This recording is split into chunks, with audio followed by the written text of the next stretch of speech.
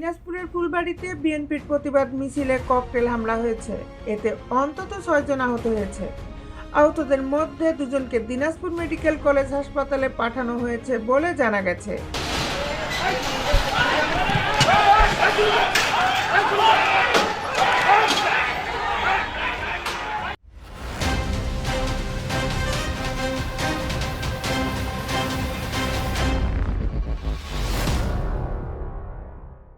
বিস্তারিত নিয়ে আপনাদের সাথে আছি আমি শামীমা সুলতানা।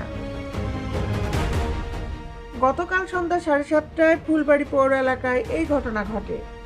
স্থানীয়রা জানান, আওয়ামী লীগের লিফলেট বিলি কর্মসূচির প্রতিবাদে ফুলবাড়ি বাস স্ট্যান্ড সংলগ্ন দলীয় কার্যালয় থেকে মিছিল বের করে উপজেলা বিএনপি ও সহযোগী সংগঠন।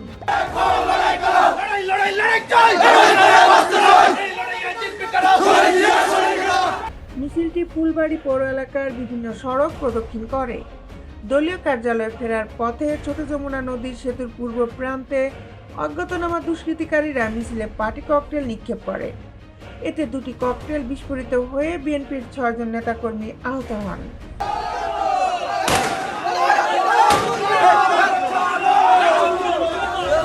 আহতদের ফুলবাড়ি উপজেলা স্বাস্থ্য কমপ্লেক্সে নিয়ে যাওয়া হয়।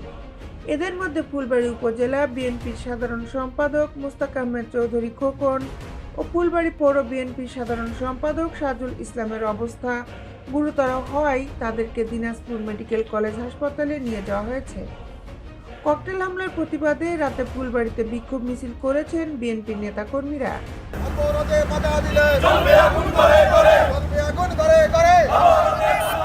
দিনাজপুর জেলা বিএনপির সভাপতি মোজাম্মেল হোসেন দুলাল বলেন, আওয়ামী সন্ত্রাসীরা পরিকল্পিতভাবে আমাদের শান্তিপূর্ণ মিছিলে ককটেল নিক্ষেপ করেছে।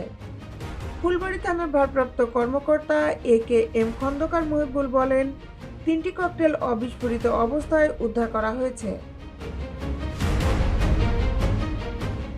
দেশ বিদেশের আপডেট নিউজ পেতে আমাদের সাথেই থাকুন। Justice television, Dhaka.